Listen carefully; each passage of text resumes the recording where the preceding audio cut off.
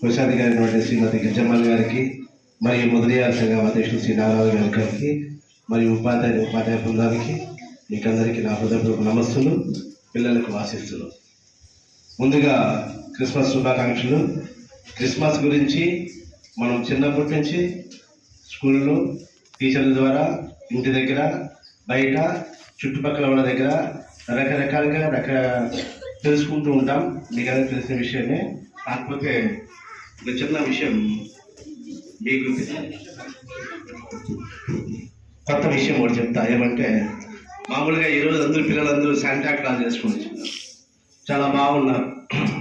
ఈ Santa Claus అంటే ఏంటో మీకు తెలుసా? ఎవరికైనా పిల్లలు శాంటా క్లాస్ అంటే తెలుసా? తెలుసా తెలీదా? Okay, right. మామూలుగా క్రిస్మస్ అంటే ఏమంటే ప్రేమ అని అర్థం. క్రిస్మస్ అంటే ఏమంటే నిరీక్షణ అని అర్థం. క్రిస్మస్ అంటే ఏమంటే చీకటి నుంచి వెలుగులోకి రావడం అని అర్థం. క్రిస్మస్ అంటే ప్రతిఫలం ఆశించకుండా సేవ చేయడం అని అర్థం. సో అలాగే యూరోప్ ఖండంలో టర్కీ దేశానికి చెందినటువంటి ఒక సెయింట్ నికోలస్ అనే ఒక పాస్టర్ 4వ శతాబ్దంలో ఆయన ఒక పాస్టర్గా ఉంటూ ప్రతిఫలం ఆశించకుండా రహస్యంగా అందరికీ బహుమతులు ఇచ్చేవాళ్ళు, ప్రభువుకు సేవ చేసేవాళ్ళు.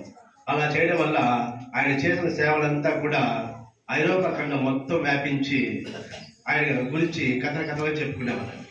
దాన్ని ఆయన డచ్ భాషలో ఇప్పుడు ఆయన పేరు సెయింట్ నికోలస్ సెంటర్ క్లాస్ అనేవాళ్ళు.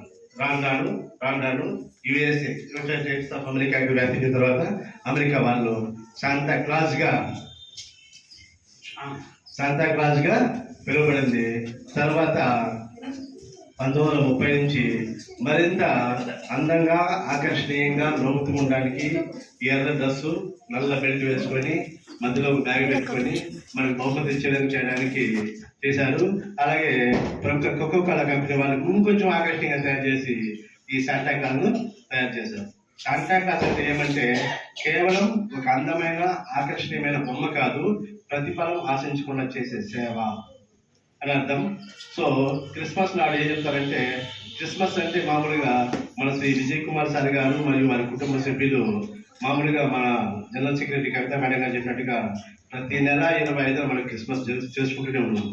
చాలా గొప్పగా, చాలా సంతోషంగా, చాలా వాళ్ళు మనకు ప్రతి నెల వితరణ చేస్తూనే వస్తున్నారు. అలాగే మన సంస్థ గురించి ఎంతో మందికి తెలియజేసి ఎన్నో రకాలుగా ప్రత్యక్షంగా, పరోక్షంగా సేవలు అందిస్తూనే ఉన్నారు.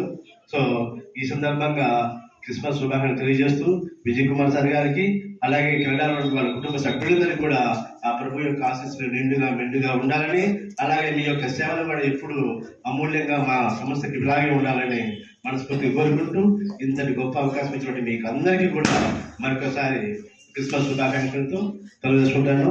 ఇంకో విషయం కూడా చివరిగా, క్రిస్మస్ అంటే పండుగ కాదు, క్రిస్మస్ అంటే మాట కాదు, the state of mind. State of mind.